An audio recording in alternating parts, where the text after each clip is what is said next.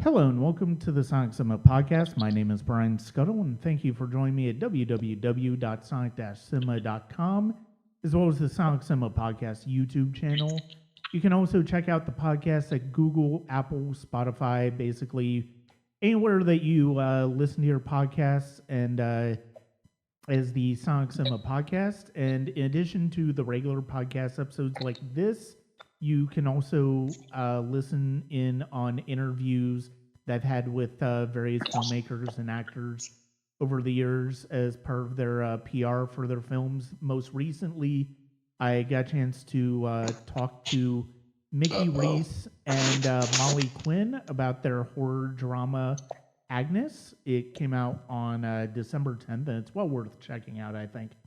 And that's on the Sonic Cinema Podcast, although you can also see that embedded with the my movie review on Sonic Cinema. You can also check out the Sonic Cinema Patreon at patreon.com/Sonic Cinema.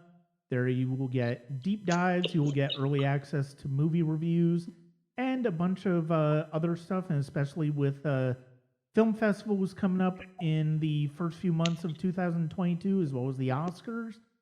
You'll be treated to some extra things when it comes to that, and that is at patreon.com/Sonic Cinema. So we normally discuss horror primarily in October, but whenever Phil Fasso is up for talking about horror, we tend to make an exception for that. And in this particular case, this is going to be an episode that works within the parameters of I somehow sort of got myself into reflecting on the 1996 movie year on a larger scale than I expected. And today we're going to be talking about 4 horror movies from that particular year, most of which have, I think all of them to a certain extent have some value, if only because some of them teach you sort of like how not to make a movie. And so joining me once again to talk about horror is Phil Fasso. Thank you very much for joining me tonight. Well, first, I'd like to give my title of Sonic Cinema's purveyor of the putrid. So I assume along the worst films possible. So I think I'm now Phil Fasso, Sonic Cinema's purveyor of the putrid. Sound good?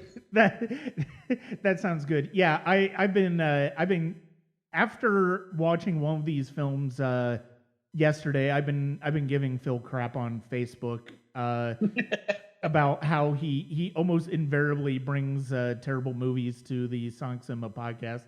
I would. It's funny though because I would say we've arguably not. The Sonic Cinema Podcast has arguably not discussed a worse one than one of the 4 that we're going to be talking about.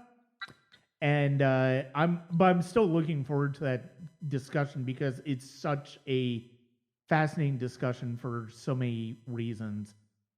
So many reasons. Oh yeah. So this year in horror was really interesting, and for me, it kind of was a reintroduction to the genre because as I was starting to get more and more into films and basically starting to watch as much as I could. And this year was kind of in 96 was kind of the year that started in. I got more into watching horror movies. And all 4 of these that we're going to be talking about tonight, as well as other ones like Thinner, an adaptation of Stephen King's Thinner, The Crow City of Angels, which is theoretically a horror movie, but it's a sequel to the Brandon Lee film. Not a very good sequel, but I could go for an entire podcast episode just on that one. And then we also got From Dusk Till Dawn. We also got Bordello Blood. We got a number of horror titles here. The 4 that we're talking about, they kind of run the gamut of the types of horror that you could expect in movie theaters, and it's a pretty interesting bunch, even if it's not entirely a successful one. I think the interesting thing about this is we're going to talk about Scream later. So this is like, we're talking just on the cusp of pre-Scream. Mm-hmm. Scream sets off that whole post-ironic thing with horror movies and, supernatural stuff. Carries a few years, doesn't last long, but it does affect horror movies for 2 or 3 years there. But right now, we're still in that middle of the malaise with it's not like the 80s where it's all slashes. You kind of like thematically, you're all over the place as far as horror goes in 1990. Just kind of interesting, I think. Yeah, it definitely is. And it's funny. One of the ones we're not talking about tonight is From Dusk Till Dawn. And I actually just rewatched that. And it's like, I hated that movie when it came out. But it's funny, like a lot of movies around that time, I couldn't necessarily tell you why I hated it at the time. It just didn't work for me. Sure. Now I watch it, and it's entertaining. I get involved with what it's trying to do. I enjoy what it's trying to do to a certain extent. I still don't think it's an entirely successful movie, but overall, I think it's an entertaining movie to watch. And then you also have a movie like The Frighteners, which was one of the stepping stones for Peter Jackson's career before he turned into a blockbuster maker with the Lord of the Rings trilogy. All right, so just looking at, we had the sequel to Lawnmower Man in January of that year. I completely forgot about that. You had From Dusk Till Dawn in January. Which is, I was going to say, which is understandable because that's a completely different sequel. You have Screamers also in January, and this is a time where the months January had a reputation for just being a month of where movies would just be completely dropped because there was no other place, and the studios didn't really have much didn't really have much faith in them. Well, yeah, you passed the Oscars there, right? There's no summer season yet for another 5 months. So January and February were really like a dumping ground for studios. Hey, this is the stuff we really don't care about here. We're going to throw it out here just so we can out January and February. Yeah, and it's actually kind of funny that Dimension and Miramax did that with From Dusk Till Dawn, seeing as though you had a screenplay by Quentin Tarantino, who was also on screen. It was directed by Robert Rodriguez, who had just done Desperado, and then you had George Clooney, who was hot on ER. So the fact that that is a January release is really kind of shocking. And then but then you have in March, they release Hellraiser Bloodline, which is directed by Alan Smithy. Yes. Well, there was some really bad horror movies out in '96. Yeah, I mean, relatively speaking, we actually are going to be talking about some decent ones in comparison, with the exception of one that is just putrid and, like you said, putrid and just awful. But so we're going to start off though with a horror movie that came out in May of that year, and it was The Craft. And it's basically a teen high school movie about an outsider who gets involved with a coven of witches, and we see as she explores her powers, they explore their powers, and it all becomes something where eventually she starts to sort of turn on them. One of them goes really bad, and it ends up in exactly where you expect it to. So you saw it, if I remember correctly, when we were first talking about this, is this the first time you'd seen The Craft? This is absolutely the first time I've seen The Craft. And I'd seen Craft Legacy came out, I think within the year. And I actually I really enjoyed The Craft Legacy, and then the ending made no sense to me. Back and watched the first one at the insistence of our good friend Heather. Yeah. Mm-hmm. So yeah, I had seen. It's funny because at this age, like a couple weeks ago, I was flipping through Gutter, and I found out that there was, what was it called? Back. It was either Razorback or Boar. Might have been, I can't remember. Anyway, it was this movie made by Russell Mulcahy, who did the Highlander films, and it's basically about a giant wild boar killing people out in the Australian outback. So there are still these pockets of horror movies that I've never seen, considering I think I've seen everything. Yeah. But yeah, Carpenter was that eluded me. I think because at that point, I was in my mid-20s and I was in college, going through the whole college experience. I was working full-time during the day, full-time at night, and going to college in the interim there. I think that because it looked like it was something that like more with a feminine, for a feminine audience, it just didn't click with me that I need to watch it, you know? Yeah. Well, but watched it. It's a pretty good film. It really is, actually.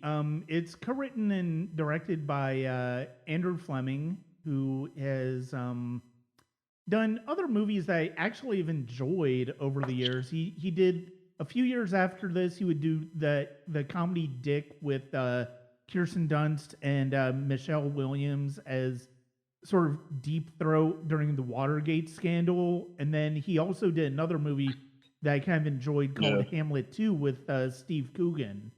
And those two I actually kind of enjoyed. So, and naturally, this was the first time in about 25 years that I'd seen The Craft. And yeah, I mean, this is, it's funny because I was watching it and sort of seeing how the main character played by Robin Tooney, who we previously talked about in End of Days, and another one of those lovely putrid movies that Phil has brought to the podcast. But it's funny because keep blaming me. You know what? I do agree to these. I do agree to these. I can't really. I ultimately have nobody to blame but myself. But she, and it's like her, this seems like a very familiar high school movie trope at the time, because essentially Buffy the Vampire Slayer is the same way, where it's like you have an outsider who's come into a new school and she's got powers, and naturally, she, rather than ending up with the cool kids, she ends up with outcasts who eventually... Now, in Buffy's case, they later have supernatural abilities, but in this case, the outcasts that Robin Tooney comes in contact with are all people, young women who study witchcraft. Yes. And it's a very quirky film, the way it's done. It's like you said, it's got some standard high school movie type elements, but it twists them around with the witchcraft and does some interesting things. And when I watch it, I'm like, this is really quirky, and I like what they do with the quirks, Yeah, I like it too, and I like that it's essentially, they don't necessarily set up that Robin Tooney's character is naturally has Wiccan abilities at the start. She doesn't really start to realize that until later, and I like that's a really good choice because of the fact that it's like if you because it means that these other characters actually have a purpose to sort of move Sarah's character, or the Sarah arc, along with what they're doing, what they want to accomplish in their witchcraft. Absolutely. And then, see, the whole thing about this is what really interested me, especially because I spent almost a decade teaching high school before I got into the restaurant industry. The fact that you give teenagers powers and of course they're gonna run wild and wreck things, and do exactly what you would expect teenagers to do with supernatural powers. Yeah. Yeah, and then so I find that element kind of fascinating because you have to understand these kids are what, 17? I think they're around. I would say they're around 17, right around that age. Oh yeah, 16, definitely. 17, 18 in that range. And my nephew is 17. And he does dumb things all the time, and he doesn't have witchcraft powers. So I can't imagine what he's doing if he did. Yeah, and I think the thing that's kind of interesting about this, and one of the things I actually kind of like about it, is that it does deal with repercussions on the spells that they cast. And I think that's one of the things where another movie wouldn't necessarily do that. In a way, I feel like I was kind of reminded of The Rage Carry 2 in the respect of how it treats high school. And it's like, the thing is, it's like all of these high school movies kind of show high school is pretty fucking terrible to be in for 4 years. But at the same time, I really kind of like that because it does kind of I feel like they're playing with a certain degree of authenticity, and it's the type of thing that you can definitely see them kind of lifting from De Palma's Carrie and bringing it into 90s sensibilities. And I mean, almost to a certain extent, almost as much as Scream, I think this movie really helped codify this new era of teen horror movies, which obviously you had Scream, obviously you had I Know What You Did Last Summer, but you would also get a movie like The Faculty a couple of years later that plays on typical high school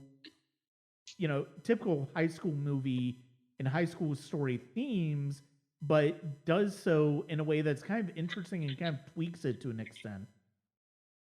Sure. Yep. And it's always interesting when you see high school movies. I'm always interested in how the high schoolers are portrayed, because I think that the thing about the craft is that there are some nuances for the characters. I mean, you have the typical stock setup. So Fariza Bulk's character, her family's screwed up, right? Yeah. She's messed up because of her family. You have the one girl who's got the terrible skin condition, so, she's obviously affected by that. Mm-hmm. So there are some tropes in there, but they nuanced things pretty nicely with the acting and the writing. Like, I've seen so many high school, I'll give you an example, okay? Have you ever seen Sorority Row in 2009? I can't remember if I saw it or not. Froze on you. I don't know that I did. So the movie Sorority Row from 2009 starts off with a camera moving through a sorority party, right? Mm-hmm. And so, one of the first things it picks up on is this one girl I guess she's supposed to be a mean girl, and she's got markers, and she's marking what she thinks the fat pockets are on a girl's stomach. Mm-hmm. And then the camera moves, and a couple of seconds later, you see three girls in, it looks like a room with about 500 square feet. They're on a bed, the three of them, and they're in their underwear having a pillow fight. So I went and looked at the writers on that, and I realized that these guys were two 45-year-old men who were just fulfilling their disgusting fantasies about what sorority houses would be like. Yeah. So you don't get that in something like The Craft, because obviously the writers there were in touch with, what real college, a semi-real high school experience would be like. And that's kind of refreshing and makes the movie that much better, because I feel like I'm dealing with real people instead of 45-year-old men's fantasies, Yeah. Yeah, and that is an excellent point. And we haven't really talked about the cast yet. So Robin Tunney plays Sarah. She's the main character who comes into this high school. You mentioned Fairuza Balk, who was basically the definition of goth girl on screen throughout the 90s. And then you have Rachel True, who plays Rochelle, and the issue she's dealing with is she's basically dealing with the racism and bullying of Christine Taylor, who is Ben Stiller's wife in real life. And then you have Nev Campbell, who is the one with the skin condition. And it's funny because this is the first of 2 movies that we have Nev Campbell in. This is the first of 2 movies we have Fairuza Balk in this episode. And we also get Skeet Ulrich here, playing probably the least believable football player. The thing with Skeet Ulrich is he has a face. This isn't a bad thing. This isn't a knock on him. He has a face that makes me less believe the idea that he would ever be a jock. He always strikes me as kind of a weirdo in his movie and TV shows. That's not a bad thing. No, I think that was why he fit his role so well in Scream, because he's physically designed to look like that character would be. Yeah. You're right. He totally is unbelievable as a jock. I don't buy it at all. So. Yeah. And then we also get Breckin Meyer as well as one of his friends, and Breckin Meyer, another staple of 1990s cinema. This is a really strong ensemble, actually, because even though I don't necessarily believe for a second that Skeet Ulrich's character would be a jock, I still think he does a good job in this movie selling just how cruel that this character is.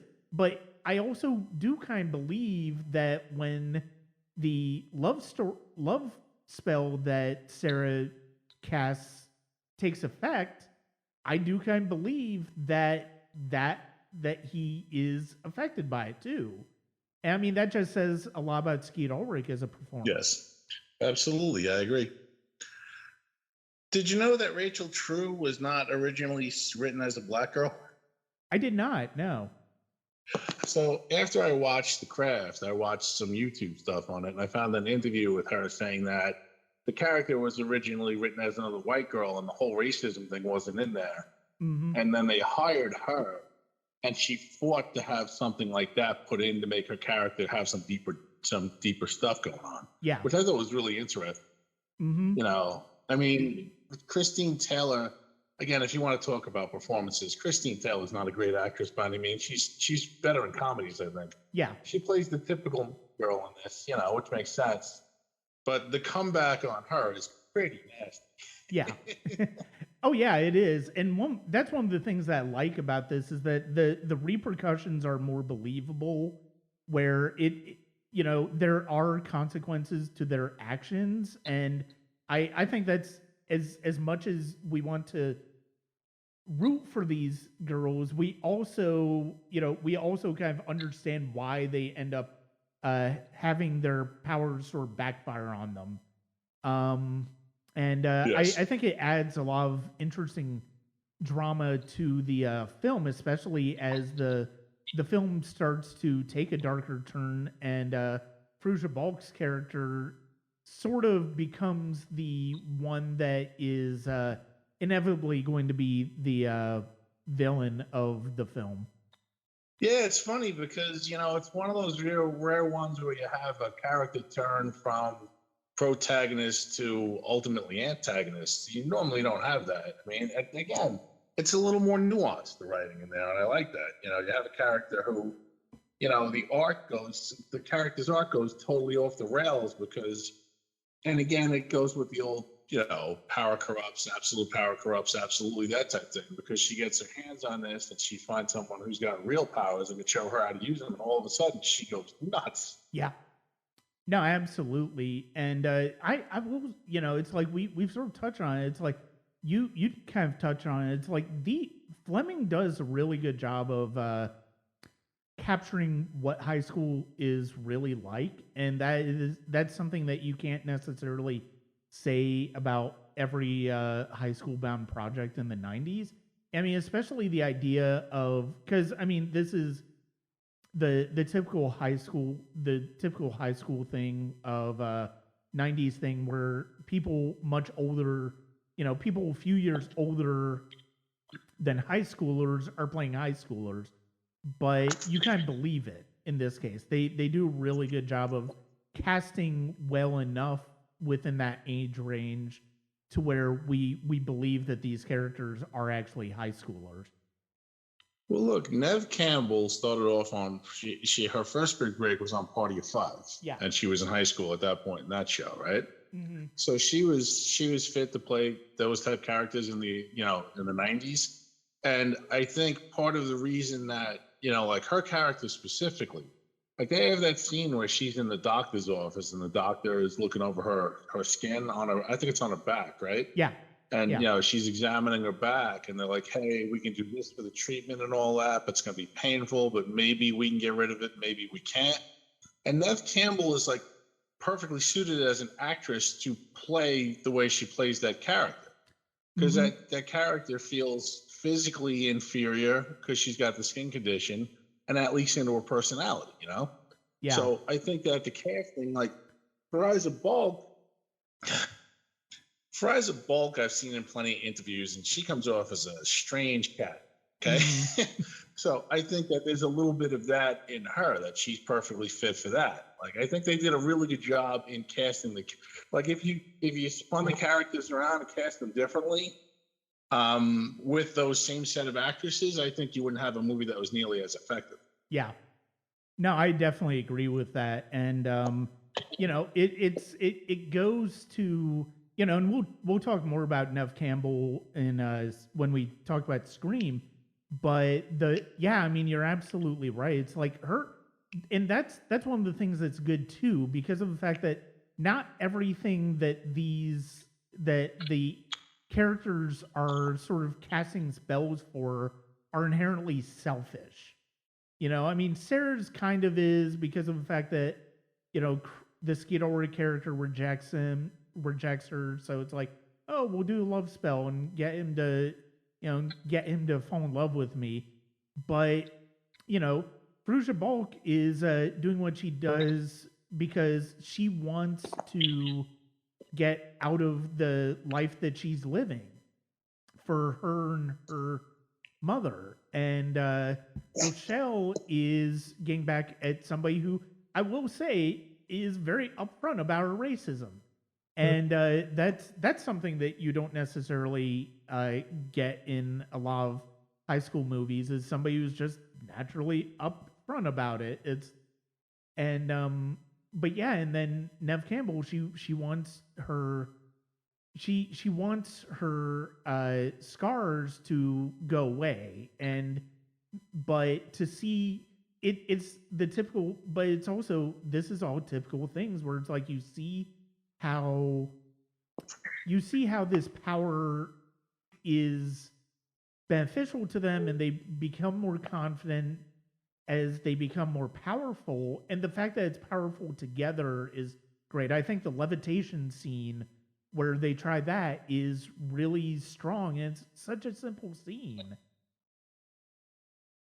Yep. I think part of the reason that the movie has an appeal, though, is that, like, if anybody had that kind of skin condition on their back, who wouldn't want to be able to wish that away? Yeah. Whoever wants to be victimized by anybody for your color or your size or your voice or whatever, who hasn't had a crush that, goes unrequited because that person turns out not to be for you or you're not for them, Mm-hmm. I think that those are all pretty simple things, and I think that what makes the movie relatable is that, they're not really, they start off not asking for outlandish stuff at all. They ask for stuff that's very relatable to the audience, mm-hmm. Yeah, and that gives the film an honesty that some of these teen horror movies just did not have in the 90s. I mean, I know what you did last summer has somewhat of a cult following. I know there was just a TV series based on it on Amazon, but it's like it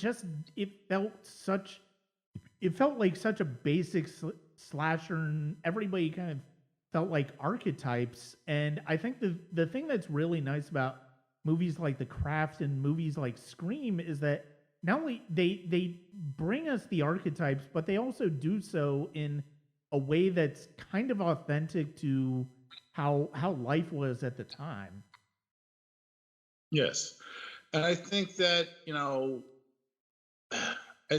if look at The Rage Carrie 2, which we don't want to look at that for that long because we've already done that. But did you ever watch a second of that movie where you thought any of those characters were real people? Because I didn't. No, not really. I mean, it goes off. I think I still think that movie has moments, but they're so fleeting that it basically undercuts everything that it's trying to do. And and a big part of, I think, the success of a movie like this, I mean, even one of the things I said, especially during the climax, is I don't think some of the effects hold up particularly well. It's one of the curses of CGI in the 1990s, where some of it just doesn't connect in the long term. Some of it doesn't really hold up, but the emotions of that scene do. Yes, absolutely. Because I think the thing is that in the mid 90s, if you don't have Steven Spielberg's budget for Jurassic Park, you're going to be dealing with some CGI in a movie some dodgy CGI in a movie like The Craft. Yeah. But you know what? The story's good enough where I can forgive that. That's important. That I can look at that and say, okay, not the greatest special effects, but the story's carrying it enough where I can say, all right, I'm not mad at that, Yeah, and especially because by that point, especially in the climax between Fruza Balk and Robin Tooney in the movie, you care so much about the characters. You care about their journey. That's what's most important. And this is a really strong movie. I completely understand its cult, following, and it's funny because it's funny because there's another 90s movie about witches that I really am sort of baffled by its cult following that it's gotten, and that's Hocus Pocus. It's just such a that one's such a cheesy one. And yes, the actresses who played the Sanderson sisters and that are terrific, but at the same time, I can't. That movie is not nearly as engaging to me as something like this because. I'm sorry, which one was that? Hocus Pocus. Which, granted, is very Disney. Oh, okay. Yeah. And gotcha. I think, I'm kind of baffled by the nostalgia of that one. But with something like The Craft, I can look at it and go, okay, I get it, because it's tapping really well into that vein of isolated and alienated youth that you would get in the 90s and you got throughout the 90s and high school movies and movies about 20-somethings and Generation X in general. And it really does capture some authenticity to that, even with the supernatural aspects. If you want to look at a really good underrated witch movie with female witches, check out The Witches of Eastwick with Jack Nicholson. Oh yeah, because that is a hell of a film. That is a fantastic movie. Yes, that I think it was either early last year or early this year. I watched it for the first time, and it is fantastic. Yeah, I love that one, and it's. But I mean, that's also George Miller, and George Miller's just like one of the greats. He's one of the unheralded greats as far as filmmakers. I will say one of the other things that I want to say about The Craft before we move on is you can really kind of tell that this is the 90s because of the use of the song soundtrack. And oh my god! And I think I'm not saying the song soundtrack is one of the best of the year, but I do think it's well used in this particular movie. There are some where the songs are not really that effective in the usage. And having somebody like Graham Revel on this, and he had a couple of other scores this year in From Dusk Till Dawn and The Crow Save Angels, but it was nice to hear him in this. And if you're familiar with his stuff, there are some familiar musical choices there. There's some familiar motifs in there from his scores. But yeah, I will say this is one of those ones where you really realize how much the 90s were kind of the heyday of song soundtracks. Absolutely. Especially in horror movies when you could plug in, Stained and those type bands and stuff that was really downbeat and depressing, which I guess people thought went with the mold of horror at the time. So yeah. So I don't really have a whole lot more to say about The Craft. I think, it's like, and at this point, I mean, The Craft doesn't necessarily need a recommendation because it does have that cult following, but I will say I do think this movie holds up probably better to a certain, maybe not better than it should, but it really reminds you what a solid teen movie could be in the 90s. I would say, to cap things off on my end, that it's still not the movie for me. Like, I don't think I'm the target audience for it. I don't think I was the target audience when it came out. And at 49, I'm certainly not the target audience. But if you want a well-crafted film with some pretty solid performances from actresses, and again, actresses don't nearly get enough highlights in movies, even today in mainstream stuff, that it is well worth a look. Yeah, I would definitely agree with that. And like with you, this is not a movie it wasn't made for me in mind, and it's not one that I'm necessarily going to go back and watch over and over in my life. But it's one that I'm glad that I rewatched it for this one because of the fact that and I mean we should say that Heather was one of the main reasons this was part of the lineup.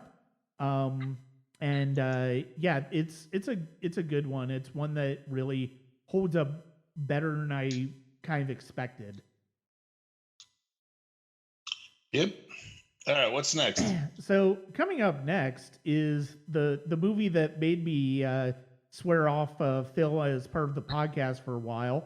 Again, to be fair, I agreed to this, and it is The Island of Dr. Moreau. And before we get to this in full, I just want to say something. John Frankenheimer is one of the great directors of all time. The Manchurian Candidate is one of the 20 best films I've ever seen. Ronin is one of the great spy movies of the 20th and 21st century, I think. And it's funny because I ended up seeing two. I wouldn't have necessarily picked up on it at the time, but I ended up seeing two Frankenheimer movies in 1996. There was this one, and then there was his 1966 movie Seconds, which I saw at the University Theater. And that's a movie that I didn't really know I was watching at the time. And then I rewatched it last year for the first time probably since then, and it really connected with me on a level that I did not expect, even though I'd always really liked it. So I want to say that right off the bat before I say, and it's not inherently his fault, but this movie's fucking atrocious. All right, so I actually have a connection between this and our last pod. Now, last time we talked about the Omen trilogy. And remember, we discussed how we thought Damien Omen 2 was the weak link of those three movies, right? Yes. So what happened was, in 1977 or 8, I believe, Don Taylor, who directed The Omen 2, took over for the director they fired. Friends of William Holden, directed a version of The Island of Dr. Moreau, right? Yeah. And it used to be on TV on Friday night on ABC at like 1 a.m, like every Friday. And I used to watch this thing obsessively.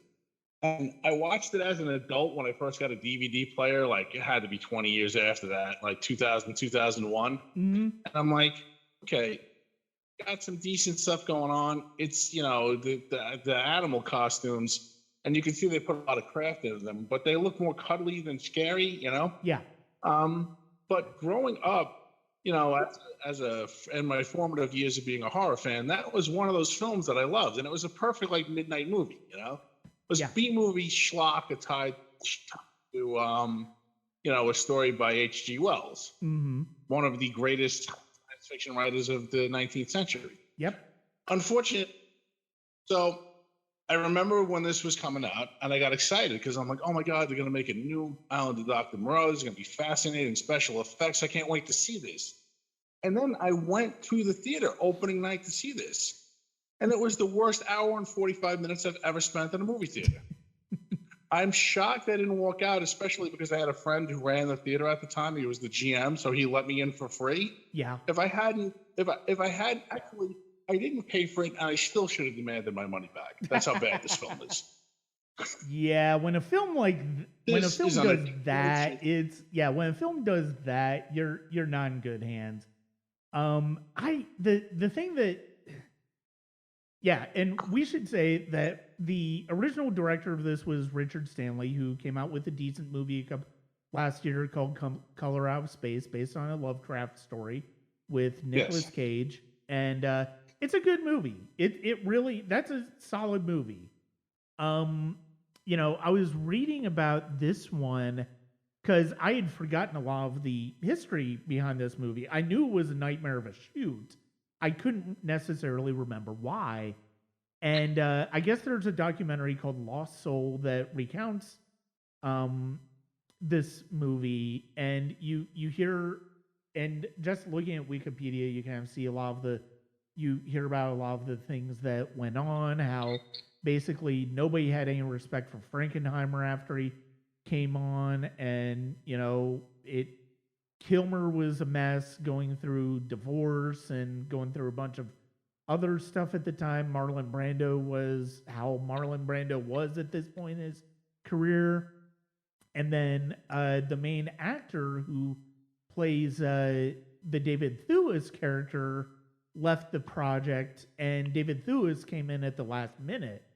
And it's funny because of the fact that it's like there are a lot of things that I kind of forgot about this movie, and one of those, but I will say one of the things that I did forget that kind of really bothers me so much is why did this need to be set in the present day?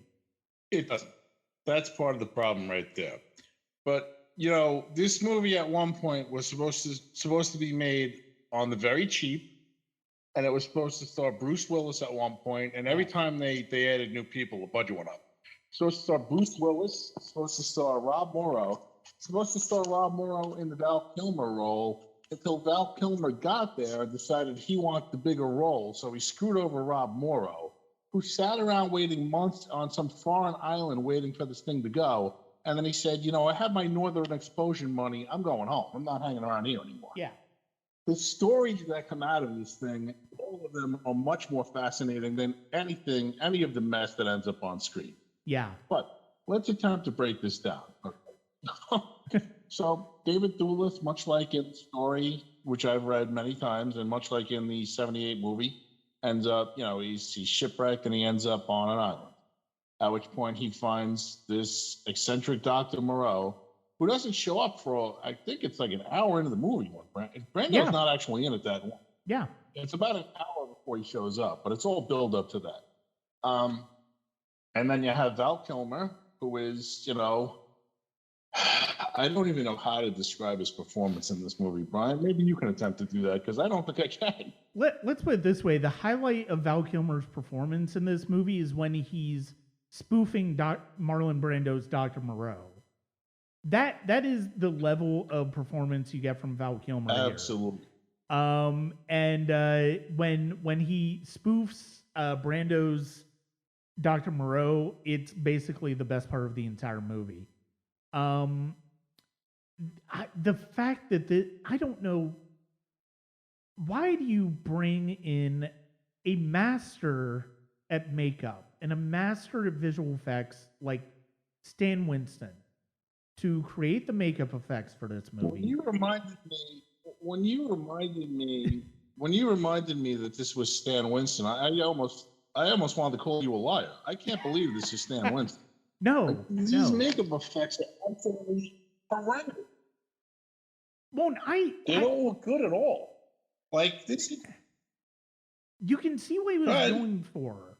You can see what he was going for, but at the same time, because everything in this movie looks so cheap, it clearly does look like a movie that they wanted to spend as little money as possible on. And it extends to the makeup, because I think there are some interesting designs here, but there's not enough money to really flesh them out. And one of the things I told you is that it reminded me, as the movie was going on, the makeup in this movie, there are two movies the makeup in this movie remind me of. One, it reminded me of the later entries in the original Planet of the Apes series, where they were cutting so far to the budget that John Chambers did not have enough budget to go all out. So you're basically just looking at people in masks from a distance. And then it also kind of reminds me of Clive Barker's Nightbreed. Now, I think Nightbreed is a much more interesting movie from a visual stand. There are other issues with that movie, but ultimately, I think from a creature standpoint, Nightbreed is more interesting. And it's funny because I do think that the ending of this I wrote that remind me of a more fever-pitched Nightbreed in that. But one of the things that I also thought I about could was, see that, definitely. But one of the other things I could think of is like, okay, fine, Stan Winston, he is a legend. Can you imagine what this movie would have been like with like Tom Savini doing the makeup effects and the creature effects? Yeah. And I think because he was probably more... I think because of the fact that he's more accustomed to working on a budget with Romero, with other filmmakers, I think he really could have done maybe a better job under the circumstances than Winston did, which is mind-boggling to say. I'm going to say that the Queen alien suit in Aliens probably cost more than the entire budget Stan Winston had to do all these creature effects on this movie. Yeah. I'm going to take a stab at that. I'm also going to say that, this movie had a bloated budget, most of which went to Brando and to Kilmer. Yeah. So, I mean, you can't, see, that's the thing with an effects movie. Like, this movie is an effects movie. Yeah. I would take lesser stars. Like, Rob Morrow was basically most known. I think Quiz Show came out like the year before this. Yeah, a year or two before this. Yeah. But basically, Rob Morrow was... And Rob Morrow would have been perfectly serviceable in this movie. What the fuck do I need? Pardon my language. What the fuck do I need Marlon Brando being introduced as if he just walked out of a fucking Kiss concert? Yeah. Right? Yeah. Slumming his way, because you could tell he's just like, I don't give a shit about this movie at all. I'm gonna slum through this thing. Well, and this was the point in his career where he really he had no problem being the most difficult person imaginable to filmmakers. He just had he had no care in the world about being an actor and being a star. I mean, and 5 years later, like he was working on the score, and he wouldn't even be he would have De Niro was going to have to direct him because he wouldn't take any direction from Frank Oz. And Brando is, it's so frustrating because, I mean, I can see Brando would be an interesting choice. And I have to say, I like I mean, it might be something from the original novel. I'm not quite sure. The idea that Moreau is a vegetarian, he doesn't eat meat here, and he doesn't like to eat meat. I like that because as a character point choice, because of the fact that sort of plays into the twisted worldview of the character in this particular case, but also feels like, oh, it's a decision that Marlon Brando made because he's Marlon Brando. He feels like he can do whatever he wants. Marlon Brando, I mean, if you love his style of acting, and I've always loved Brando. My mom was like the world's biggest Brando fan when I was a kid, to the point where she had a picture of Colonel Kurtz cut out of Time magazine that she had taped inside one of the kitchen cabinets. So Mom loved Brando, and I have a fondness for his acting. But he's always been, certifiably insane. Yeah. And the whole thing is, I think at this point, his daughter had just been murdered, I think, around this time. I think that went into it. That came into it with, that was one of the things that was yet another thing that plagued this, because of the fact that, and he went off to his own private island for a while, and nobody knew when he was coming back. So you have a certifiably insane, grief-stricken Marlon Brando who doesn't want to come out on set, and you have Val Kilmer, who is another. I mean, Val Kilmer is a great actor. Let's be honest. Yeah. I mean, he is back in the day. I mean, you can laugh at the stuff in Top Gun, but he's really making Iceman a character in that movie, Yeah. And, he's a really top flight actor. And then he's stricken because his fucking wife is leaving him. And he wants, I feel really bad for Rob Moreau. I really do. Because Rob Moreau was just there to do a job. And he got hired and expected to have, a semi-lead role. Mm-hmm. And then that got downsized because Kilmer said, screw you. Frankenheimer said that he would never work with Kilmer again after this movie. Yeah. He swore up and down. He wanted to kill Kilmer. And then Kilmer, there were points where they'd go to Brando's set and they'd say, okay, Marlon, it's time for you to come out and film your scenes. And he'd be like, I'm not coming out till Kilmer comes out. So then they'd send the PAs over to Kilmer's tent and say, hey, Kilmer, it's time to come out. And Kilmer would say, I'm not coming out of my trailer until Brando comes out. I mean, it just evolved into a total mess. Now, part of that, I think the overlying reason that this is such a mess is because of Richard Stanley. Because I watched that documentary, until that Color Out of Space movie last year, he hadn't made a movie since this. Yeah. I think he made a couple smaller TV things, but he never went back to making a movie. But now he hangs out with Shaman and he thinks he's a witch and all this stuff. And he's got a skull that he talks to. And that guy is so his vision of this thing, because they show in that documentary some of his storyboards. Actually, they weren't even storyboards. They were just full-blown pictures that he'd written up, drawn up as ideas, paintings. And I'm some of the stuff, there's a scene where, and I think part of it is in this thing, but not really the way it was supposed to.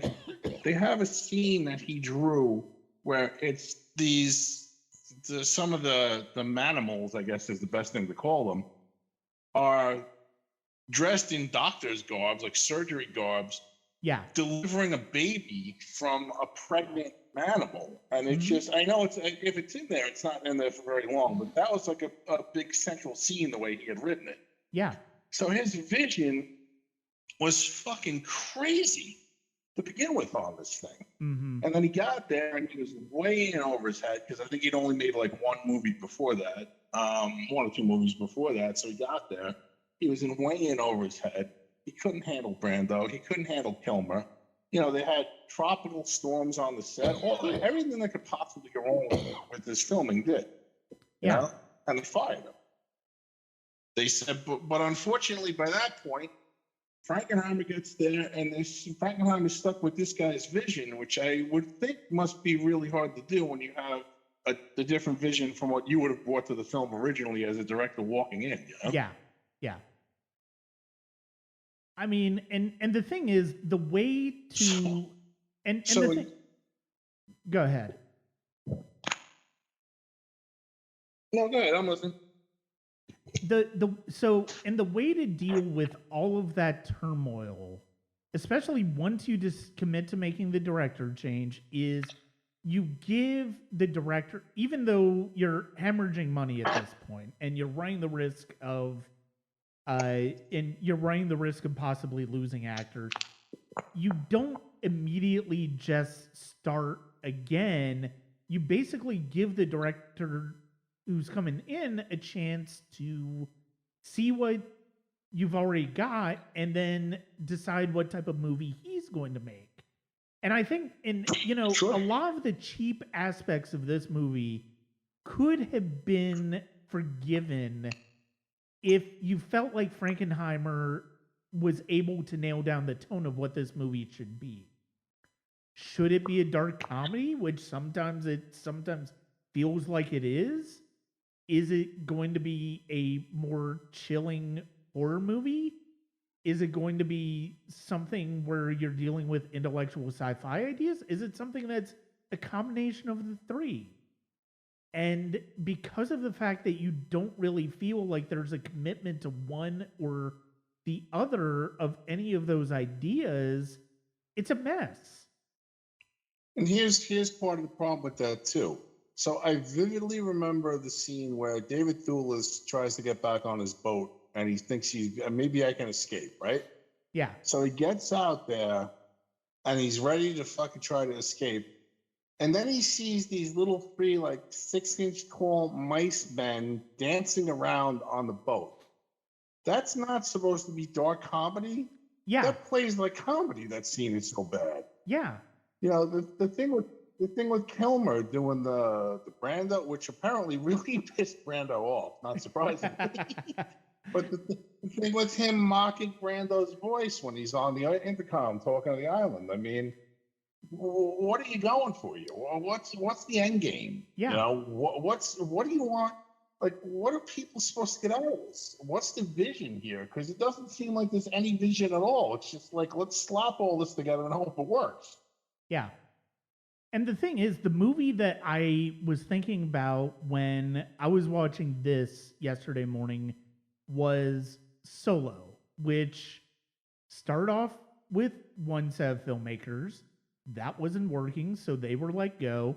Then Ron Howard was brought in to finish it. But you also had that time of a brief moment of time where Ron Howard was able to sort of figure out what he was going to do with the film and to make it feel like a cohesive thing. And you look at the final product, it looks seamless. Now that's not to say it's a great movie, but it is a movie. It's a movie that feels complete.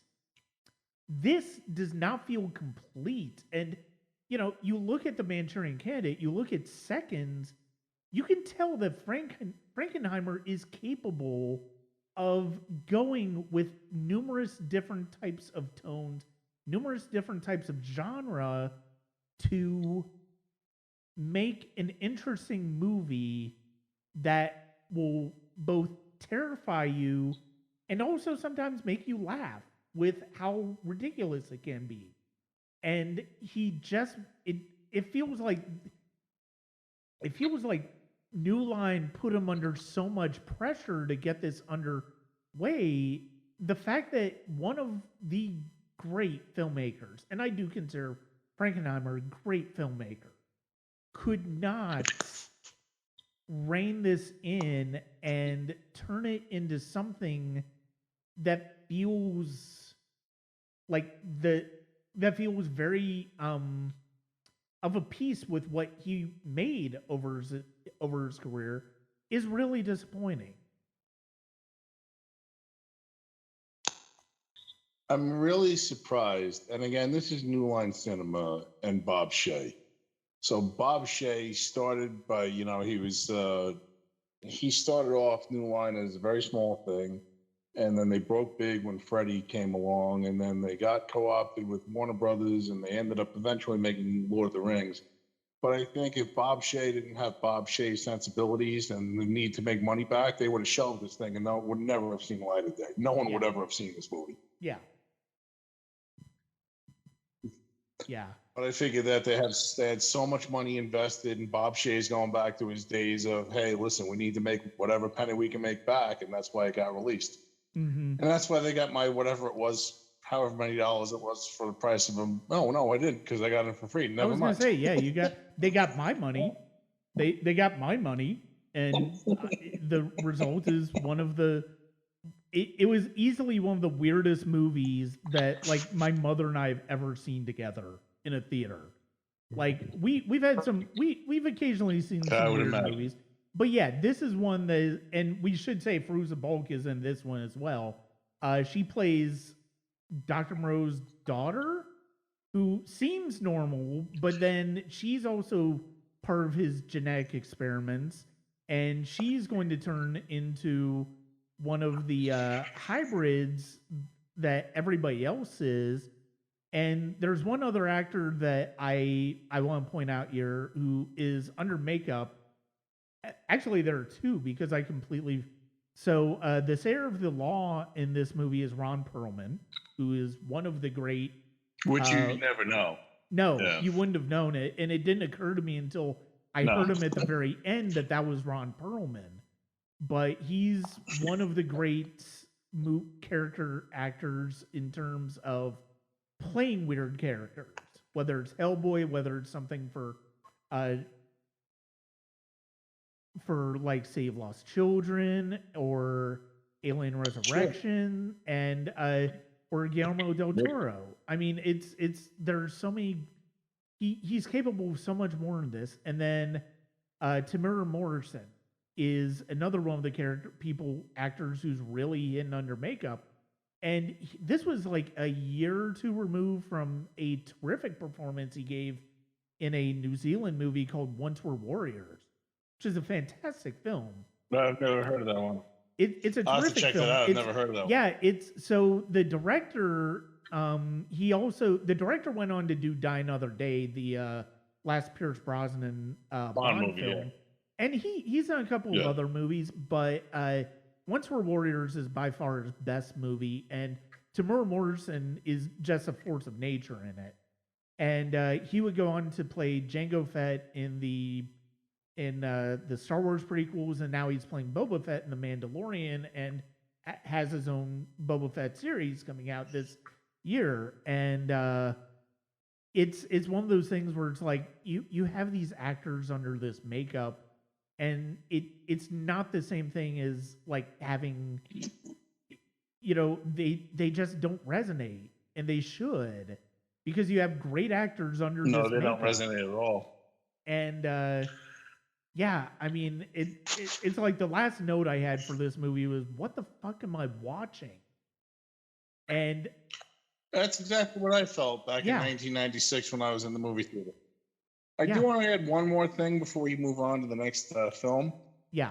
It's interesting that you mentioned Fairuza Balk. And again, we didn't spend, I don't think she's got nearly the role in here that she had in The Craft. No. Again, I have to give her credit because in that documentary, she actually says that, once Stanley got fired, she wanted to quit. Mm-hmm. And her agent basically told her, listen, if you quit this movie, you're never going to work again. Yeah. He's like, I don't care how much you appreciate Richard Stanley, you need to finish this film because you're contractually obligated, and they'll make sure you never work again because this is a big film. Yeah. But the interesting thing about that is that her character, there's an analog in the 78 version played by the beautiful Barbara Carrera. Mm-hmm. And then back in the 30s, in the original version of this, The Island of Lost Souls, there is, that's the first one that introduces the female cat hybrid type character. But in the novel, there are no women at all. Yeah. So I think that they added it in the 30s for some Hays Code sex appeal type stuff. And I think that that's interesting that just genetically somehow carried over to the other two movies. Yeah. That they stuck with having a woman there. So. Yeah, I really don't have much. Other than that, though, this movie is...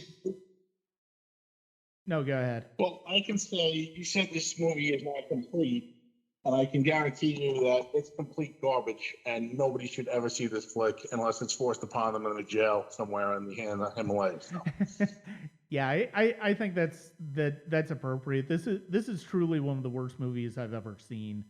And it was one that, even then I knew this was a terrible movie. I unlike From Dusk Till Dawn, which I talked about earlier, I knew why this was a terrible movie, and this rewatch just confirms so many of the issues that I had with this. That being said, we're going to move on to another movie starring Mr. Kilmer and with makeup effects by Stan Winston. It is and it's more of an adventure movie, but it also has some horror in it.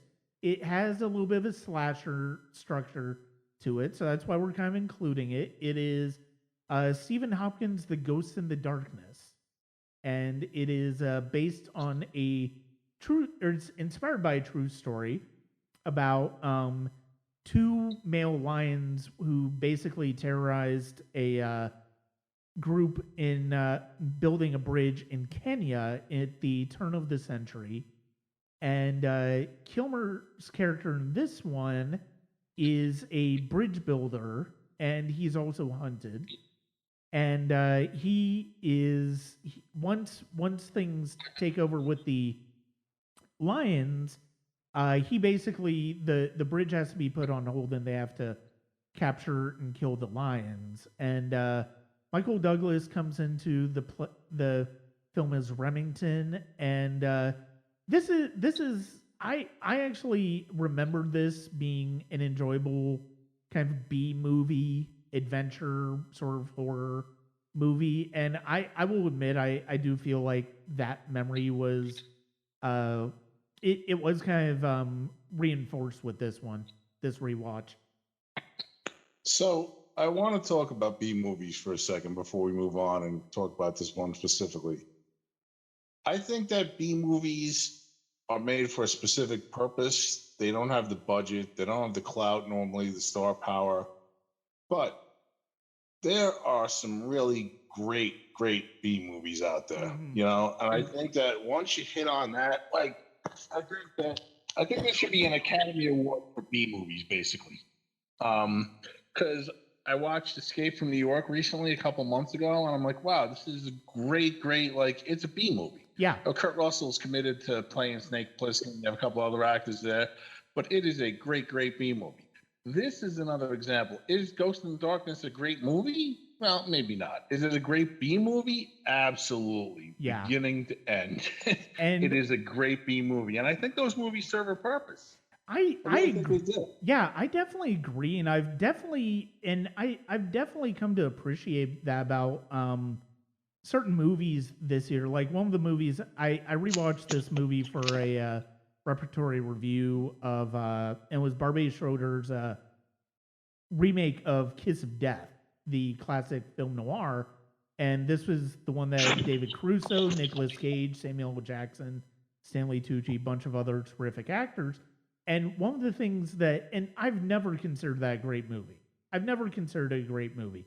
But it always stuck with me as something that I enjoyed and something that was kind of interesting as the type of movie that was, which is sort of, and I sort of likened it in my review to Con Air, which is basically, let's throw everything at the kitchen sink at this material and let's just make something that's entertaining. And I think that Kiss of Death does that very well, even though to a certain extent I think Caruso is kind of devoid of more of charisma compared to some of his co-stars in that movie. And I think Con Air is a terrific example of like a B movie, throw everything at Jerry Bruckheimer production. This, we got to talk about the pedigree in this movie. So you have Val Kilmer as the lead. You have Michael Douglas as the co-lead as Remington. And he was also one of the producers. He helped bring this to the screen. You have Stan Winston doing makeup effects. You have Jerry Goldsmith running the score. Oscar winner Jerry Goldsmith doing the score. Oscar winner Vilmos Zsigmond shooting this film. Oh, and two-time Academy Award winner William Goldman writing the screenplay. Yep.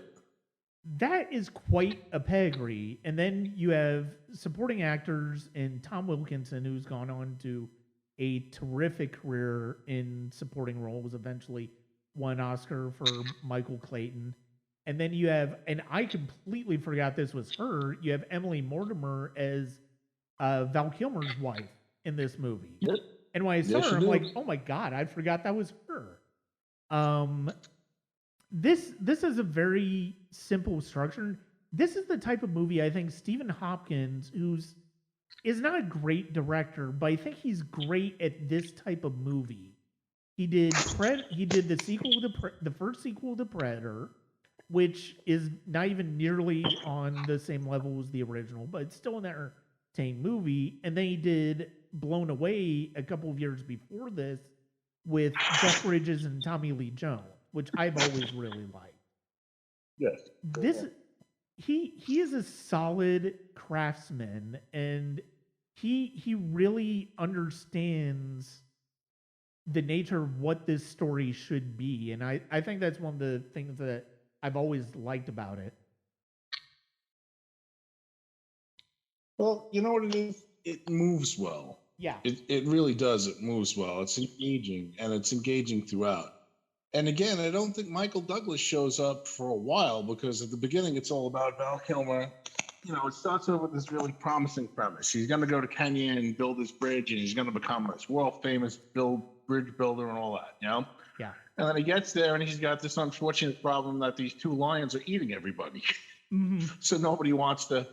And it's kind of cool because it delves into the idea that the community thinks that the lions are eating them out of some superstitious belief that the lions don't want the bridge built, which I thought was kind of cool. Yeah. You know? Yeah. So it's not just that they fear for their lives, but they fear for their lives because they fear that these lions are specifically against this particular project. Yeah. Which I thought was kind of cool. Mm-hmm. You know, and then you go through Val Kilmer trying to take out the lions, and, you know, and then you get to eventually the point where, hey, let's bring in the big American game hunter. And I think that part of what makes this film enjoyable for me is that once Michael Douglas gets there, his character and his acting style are very different from Kilmer's acting style and Kilmer's character. Yeah. But I think that they gel really well together, that they work off each other rather well.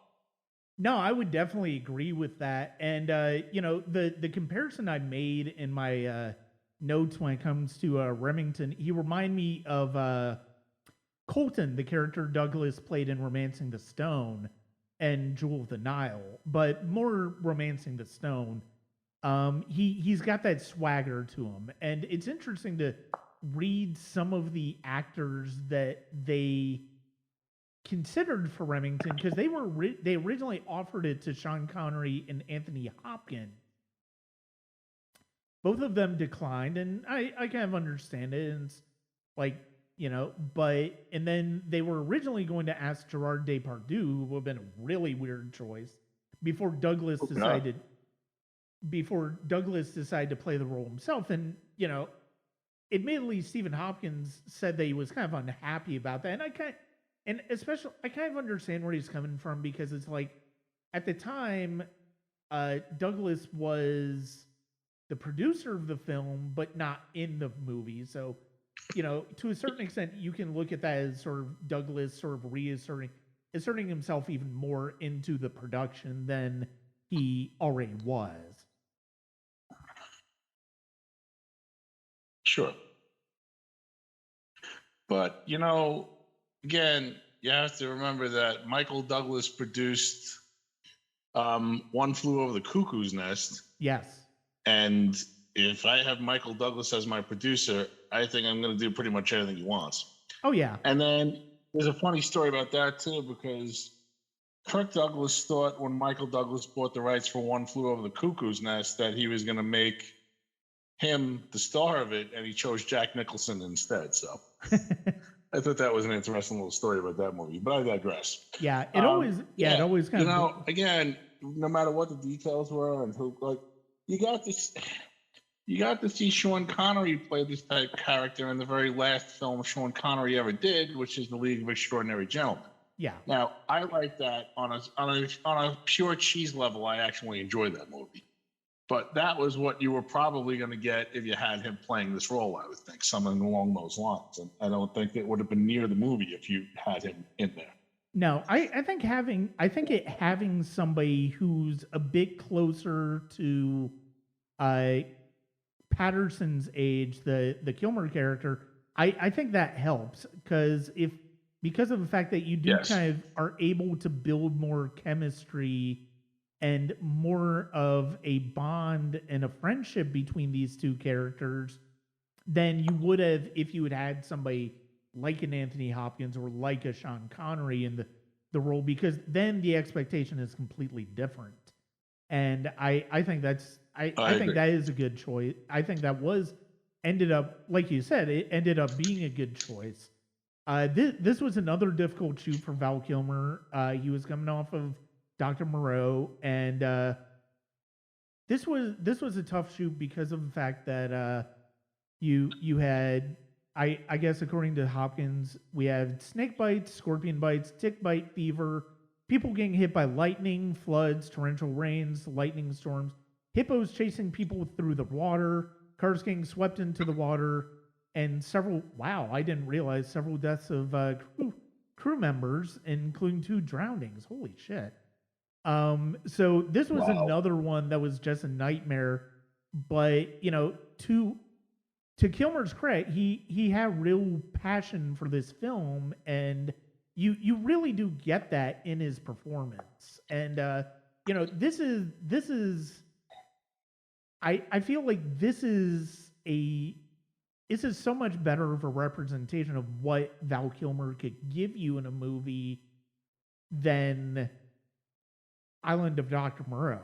I think if Island of Dr. Moreau had actually settled in on its own, I think you could have gotten a really good performance out of Kilmer. But because of the fact that one went so sideways in terms of all of the turmoil, in terms of switching directors and Brando and everything, it just adds so many more layers of difficulty to that one than this one had. But look at the difference between these two movies. So look at the difference between when you have a committed director who's there from the start, right? Yep. You have a committed Val Kilmer who's not stealing people's roles and trying to, basically just phone his role in, and you have all those tragedies and mishaps going on around you, and you're still able to put together a cohesive film. Mm-hmm. In the same year that Moreau was what Moreau was, Yeah. No, and you're right. So it just shows the levels of, I don't even know what's it just shows what you're able to do when you have a clear vision and you have people, because from that list you just read, sounds like a horror show. Yeah. And yet you were still able to get a really competent, well-made B movie out of it, Mm-hmm. Yeah, and I enjoyed this one. I mean, this was a fun one at the time. It ended up winning sound effects editing Oscar this year, and I think it's I like, you were talking about the fact that they build up the line. The natives think the lines have a supernatural element to them, a mystical element to them, and that's one of the things I really like about it. And I think it's one of the things that's why you have somebody like William Goldman write the script to it, even though it's completely below the type of work that you expect from the writer of All the President's Men and Butch Cassidy and Sundance Kid and The Princess Bride and a bunch of other great movies. But that's why you bring William Goldman in, because of the fact that he understood the potential of this in respect to the fact that it could be fun, but the fact that it could also be a movie that, had some interesting elements in it. And this is kind of a good version of the type of movie Dr. Moreau did, where it's like you have these different genres in play and you have these different kind of ideas in play, but all of them feel cohesive and of a piece. And that's how you have. That's why it's so important to have a screenwriter like William Goldman in the role in this case. Sure, I absolutely agree. You're bringing a level of professionalism. And again, if you look at Butch Cassidy is, it's a drama, it's an action movie, but it's got a lot of comedy in it. It's got, jokes and stuff, but it never devolves into a total mess. It's never like, hey, this isn't cohesive, Yeah. Whereas here, like you said, this is basically a B movie. It's an action movie. It's got some horror elements, but because you have high-level professionals in there, you're able to get a real film out of it. And anytime Jerry Goldsmith's slapping a score down on a film, I'm happy to listen to that score, Brian. Yeah, and this is a fun Goldsmith score, and it's like it's weird because I one of my first soundtracks that I really kind of loved was a Goldsmith score, and it was Congo, which is not a good movie. It's a ridiculous, cheesy Michael Crichton adaptation, but Jerry Goldsmith scores it like it's to a certain he scores it as seriously as anybody could score that movie. And I like that in a movie like this where you can expect Goldsmith to be Jerry Goldsmith and just be a terrific composer. I mean, is it among his most memorable work? No, of course not. But it's a really good with the tone. It really understands what it needs to be doing, what it needs to be conveying in this movie. And that's all you need out of a movie like this, and that's all you need out of a score like this, and he makes a fun score to listen to. My love of Jerry Goldsmith. We've talked about him many times, but the greatest thing about Goldsmith is his ability to adapt his stuff to the material. Yeah. So, I mean, he's superb. And, I've seen some movies lately. Like, I've watched some horror flicks where right from the first scene, the score, the music is just screaming at me that this is a horror film, you know? And it's like, this is not a well-used score because this is overplaying its hand. This is just jamming it down my throat that, hey, I'm watching. It's a scene where two people are sitting in a living room doing, mundane stuff, and the score is screaming at me. That's not Goldsmith. Goldsmith knew how to adapt his material.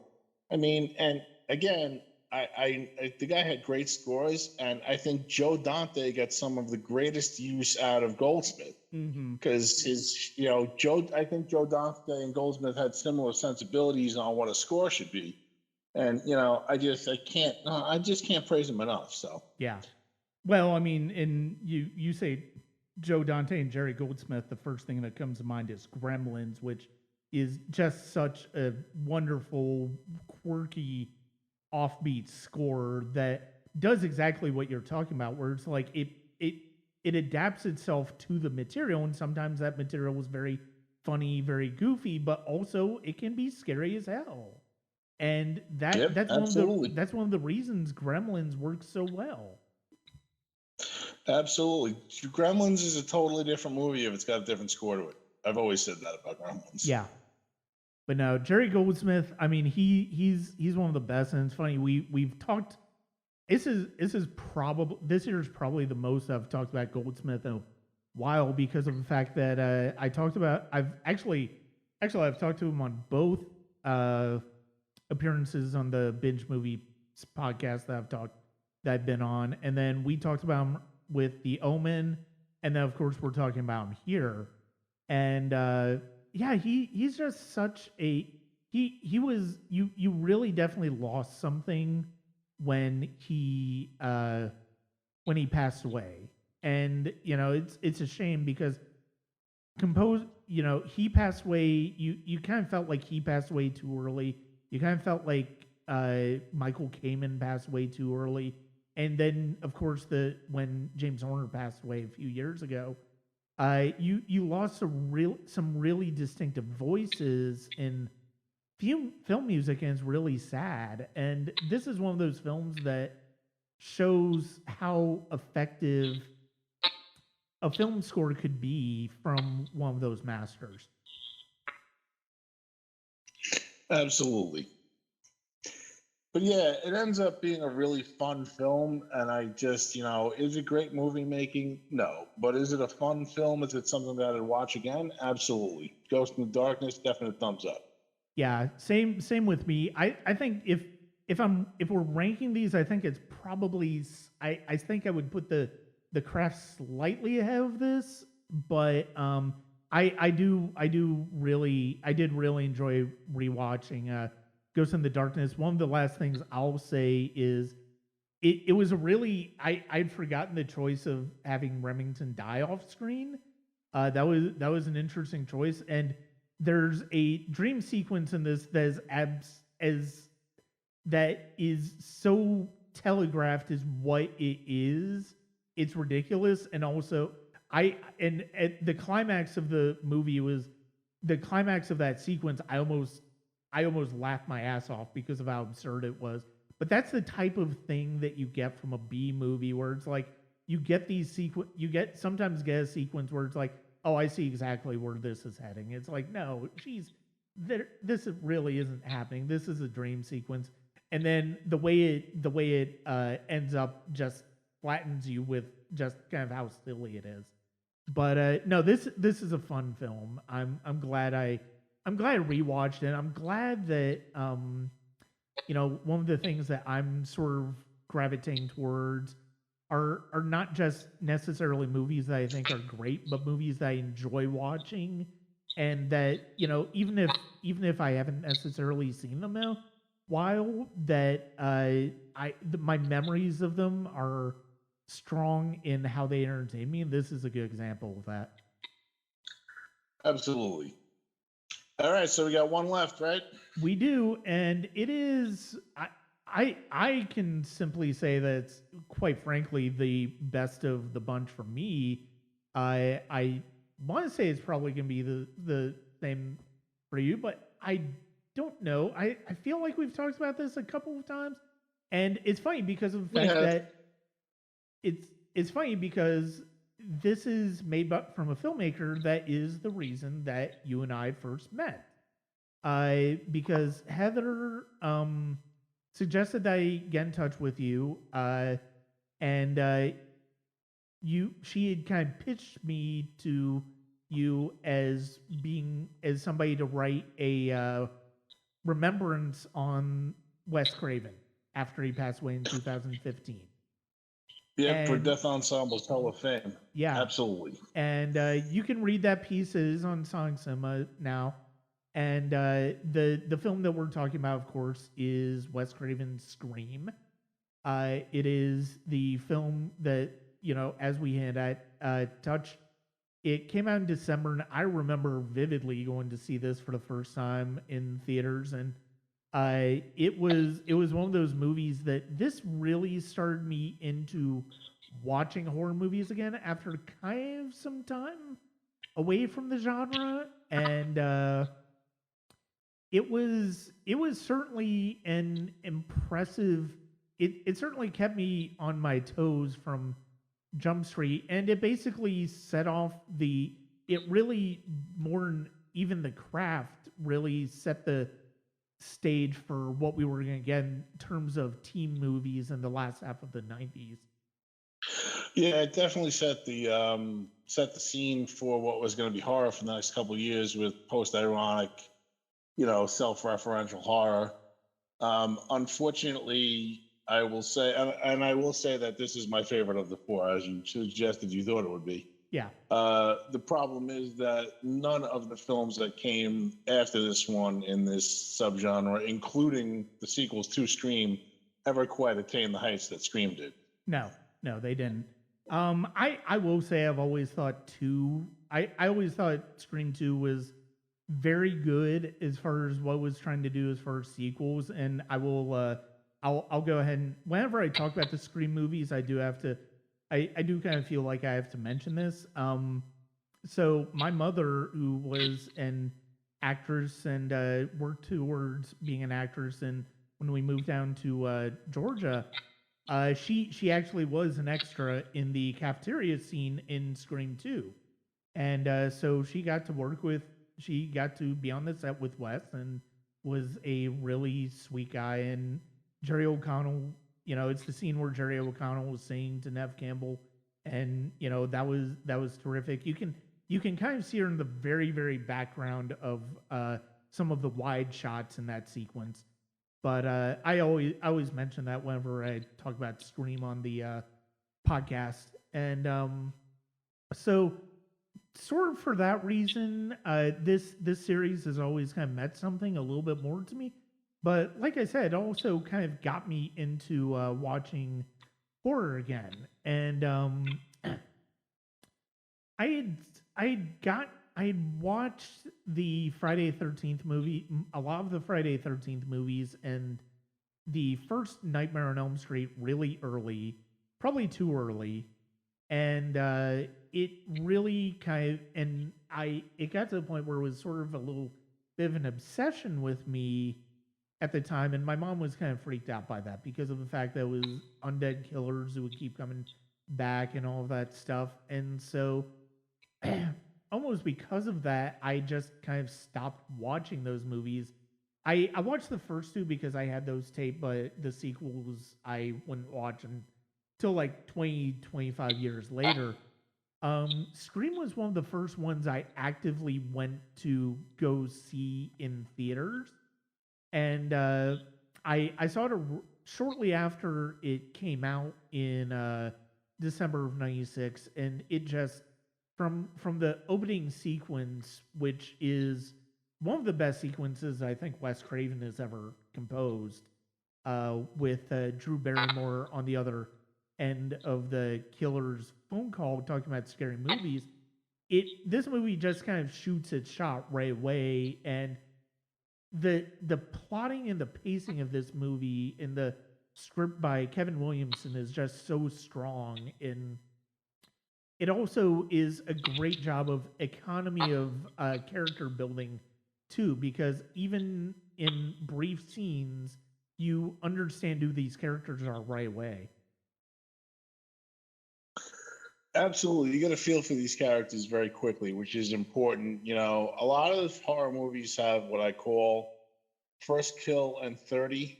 So you get the first kill right at the beginning, right? Which this pretty much does. It sets it up in the opening scene. And then you get 30 minutes where nothing goes on. And because most of these characters, I shouldn't say most, a good portion of 80s slashers specifically are like paper thin. So it's like, just get to the kills already because you're boring the hell out of me and you're not really developing these characters.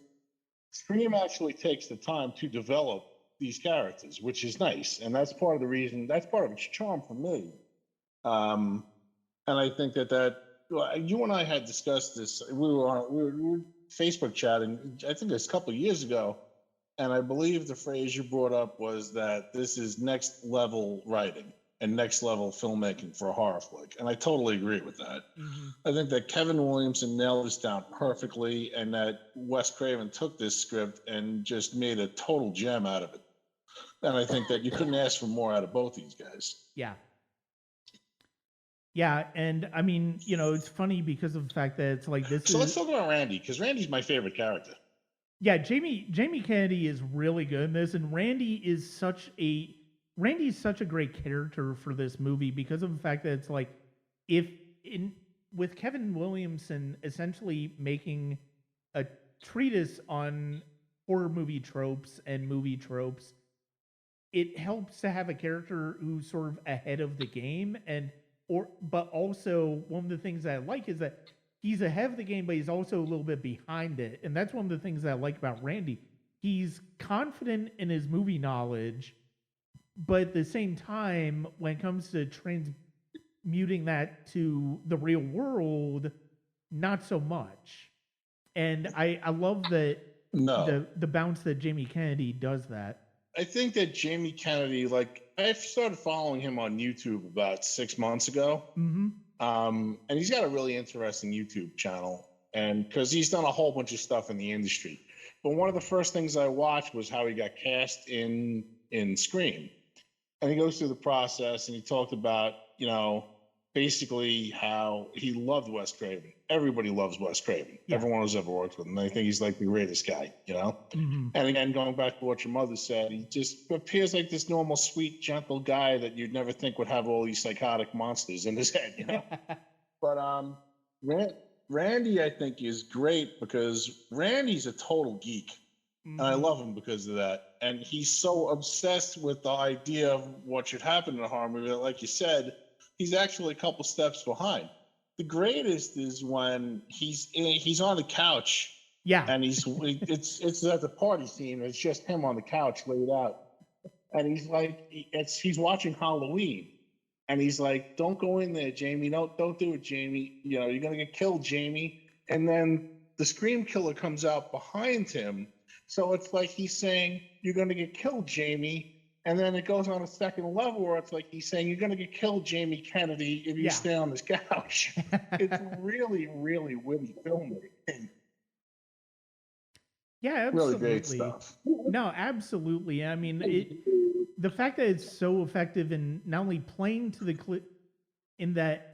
playing to the cliches while it's also pointing them out, it allows Craven and Williamson to build in a lot of interesting red herrings because you have the possibility that the father's involved. You have the possibility, well, maybe it's Cotton Weary. You have obviously Billy as a possibility.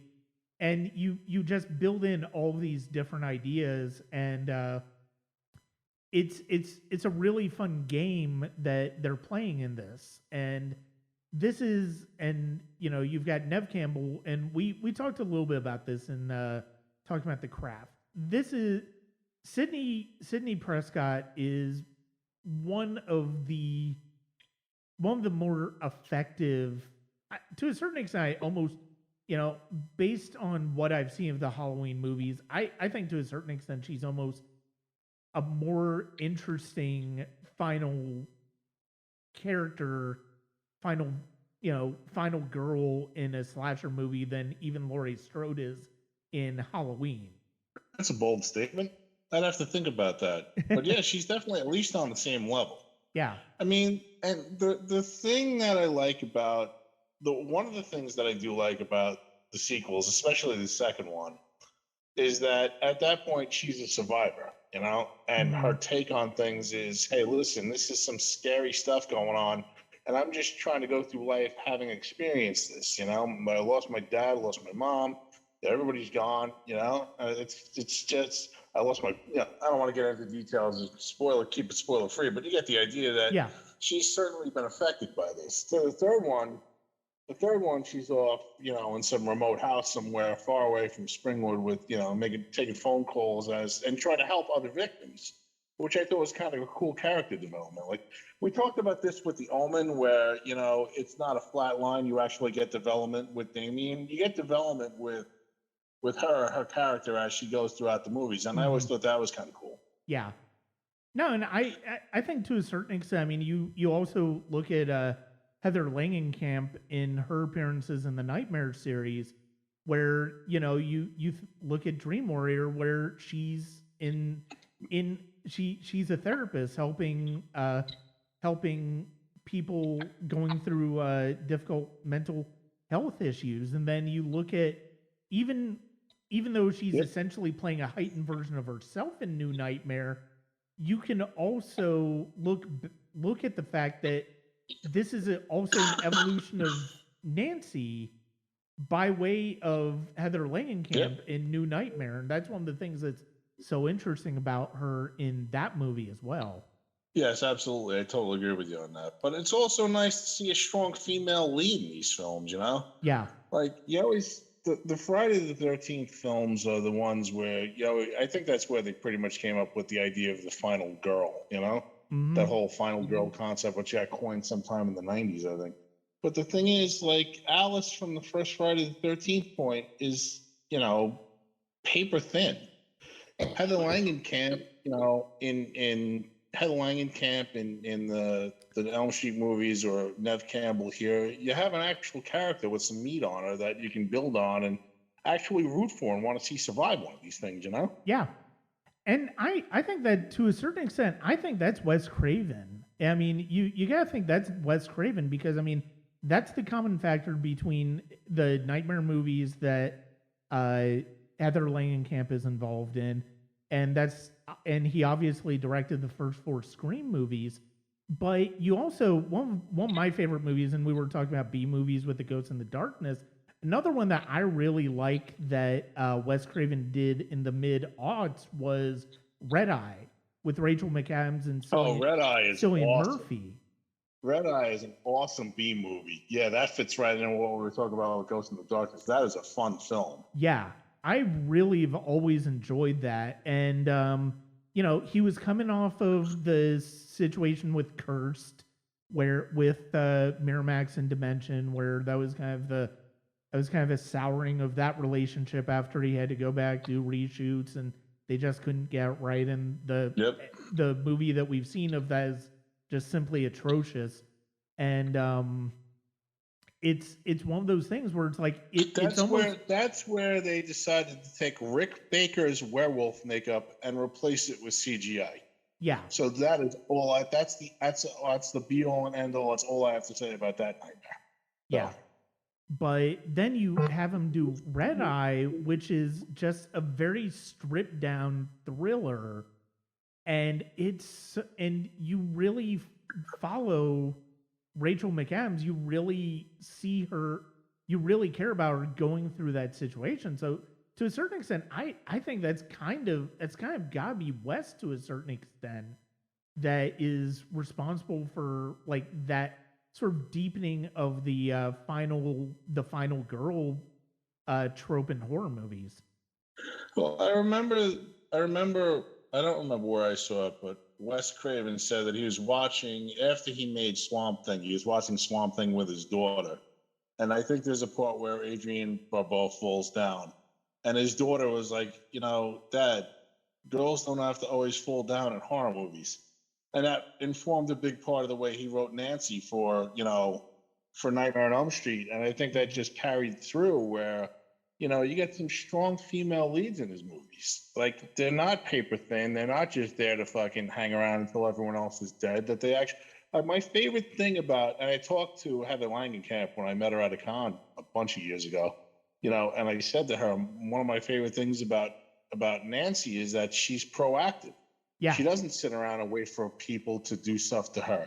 She plans, she's well organized, she's analytical, she's intelligent, and she brings in Heather Langenkamp brought all after that character on the screen. And Wes Craven did that with his script, and I think that's wonderful. I think you see parts of that in Sydney, and I think you see some of that, like you said, in Rachel McAdams in Red Eye. Yeah. No, and it's a and you know, to a certain extent, you also even with Gail Weathers, the Courtney Cox character, you see some of that too. And, you know, the initial thrill of Courtney Cox's performance in this is obviously she's kind of playing a spin on Monica Geller from Friends. She's control freak. She's somebody who always feels like she has to get her way, but it's also at the surface of something that's scary as opposed to something that's supposed to be funny. And but you also see her, she has some agency in how she does things, and you see that in her relationship with Dewey and David Arquette, and it's the way that they build these female characters in, or at least the two main ones. As I mean, Drew Barrymore, she's very much the girl who dies first. And I mean, but that was one of the surprises of that sequence where it's like, oh, it's Drew Barrymore. Oh, hey, it's Gertie from E.T. Oh, hey, she's going to die right off the bat. And then you have that's the whole Janet Leigh and Psycho thing. You think Drew Barrymore, especially because I don't know if you remember. I remember specifically back in '96, the posters, like Drew Barrymore was prominent on the posters. Oh, so you thought she was going to be, especially like you said. Yeah, she was the poster. Yeah. So you figure that, yeah, that's right. You figure that this is going to be her, you know, she's going to be the driving star here. And then like 10 minutes later, oh my God, you killed Drew Barrymore. Yeah. But right from the outset, that's Kevin Williamson playing with expectations, and that's Wes Craven playing with what you expect out of a slasher. And that was, at the time, unfortunately, that inspired a whole slew of copycats the next couple of years, and the whole thing got watered down to the point where, it made me appreciate Scream that much more because Scream was an innovator when it came to that stuff. Mm-hmm. No, and even a role like the principal, having the way Henry Winkler plays that character, it's like you're so used to what high school principals and high school authority figures kind of are, and you look at something like The Craft, it kind of plays to that. But then having Henry Winkler in this role, it's like he's somebody who genuinely is empathetic about this situation, and he wants to get resolved. And he's also not going to take any shit until he ends up getting killed over it. Yep. And part of what makes Williamson's script so good. I talked about the character building here. Every character is really well written. It goes off of archetypes, and it helps that the performers are really good in these roles. I mean, even Gale's cameraman is memorable and has some good moments in it, and with him, and then Matthew Lillard in his role is just as Stu is just he's very funny until he isn't, and even then he can still be pretty funny. Yes, totally.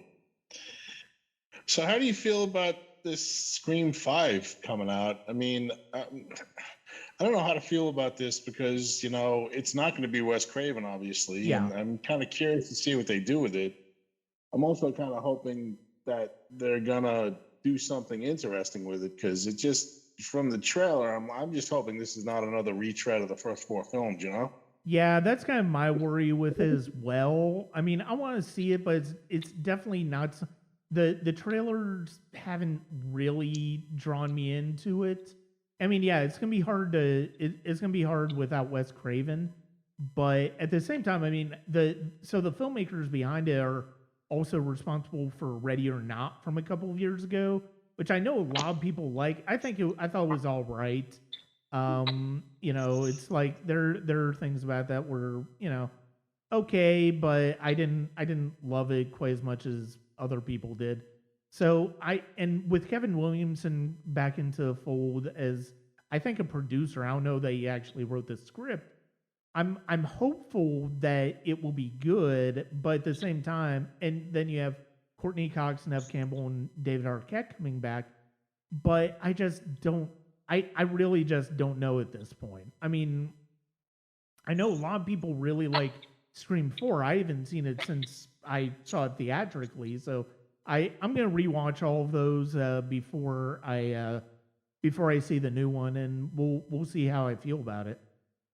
I liked Scream 4. I just think it didn't do enough. Like that came out around the time that J-horror was big and the remake, boom on that. Yeah. And I'm like, if you're having movies that are commenting on horror, if their commentary is on the horror genre and you want to keep it current, like they should have had some of the J-horror stuff in there. They should have, they should have included some of the stuff with commentary on remakes. And, it just ended up being a little more of the same. And I'm afraid that the same thing's going to happen with this one now, Yeah. Yeah. I mean, that's one of my biggest concerns with it. Yeah, it's going to be interesting to see how it turns out.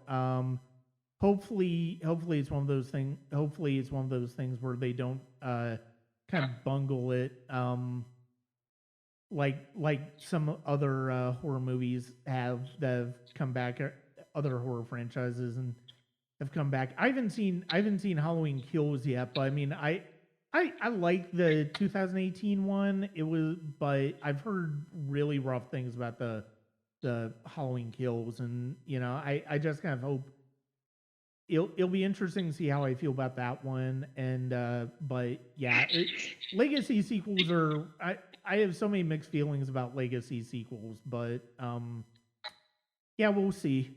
Well, all right. So we had to go through Moreau, but we definitely ended up on a high note, and that's good. Yeah, and that's part of the reason why I wanted to go in this order, because of the fact that ending with Scream is kind of ending on a high note, sort of to finish up my thoughts on Scream. I like that Ghostface is clumsy in this, and I think that's one of the things that I like about this killer in particular, is that Ghostface is easily recognizably human. He's not a supernatural entity, and I think that's good.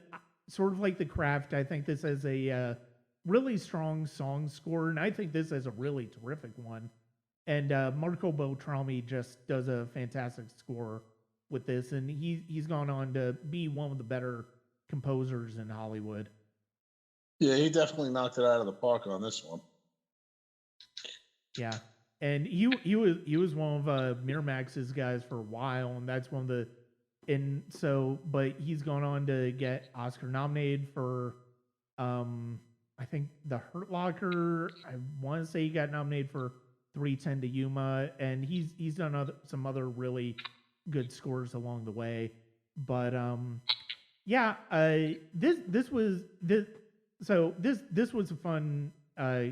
It was fun going through all of these movies, or all three of the four movies. I mean, we talked at length about how awful Dr. Moreau was, but honestly, it's like I'm glad that I've seen that movie again, so that I can definitively say that I never have to see that movie again.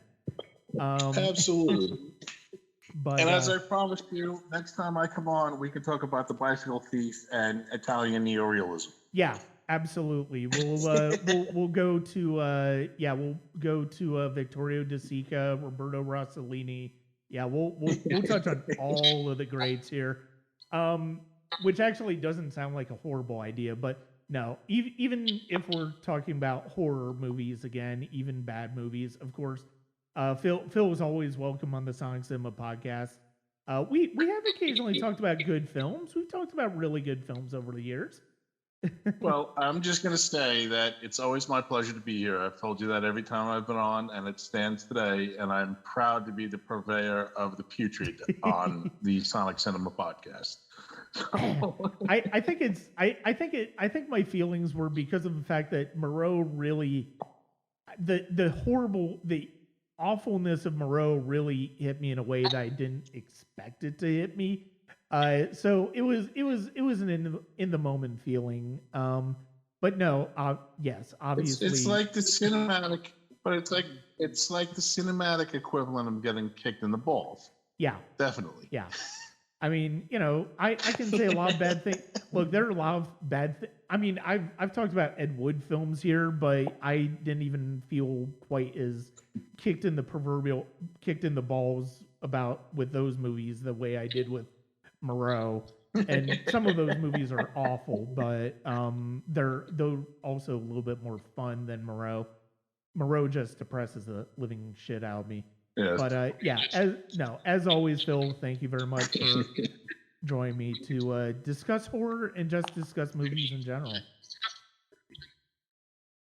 Thank you so much, Brian. My pleasure as always. That's it for this episode of the Sonic Cinema podcast. Thank you as always to Phil Fasso for joining me to talk about horror, even if it is terrible horror movies like The Island of Dr. Moreau. I hope you hope you enjoyed this discussion, and I hope you enjoy the best of 1996 discussion. This was an interesting year. That's something I didn't necessarily expect to do at the beginning of the year, but it's something that I'm really glad that I did, because it gave me a chance to rewatch a lot of films I hadn't seen in a while. And that's going to be it for this episode of the Sonic Cinema podcast. I will be covering Sundance again this year, so you can look for my podcast on that and coverage on that. I'm going to be covering the Renegade Film Festival that was previously known as the Women in Horror Film Festival. I'm really looking forward to doing that. Have some great guests that I'm going to have on this year, and that's going to be it. Check us out at the Sonic Cinema podcast on YouTube, as well as Apple, Google, and Spotify, wherever you get your podcasts, as well as patreon.com/SonicCinema, but most importantly at www.sonic-cinema.com. Thank you very much.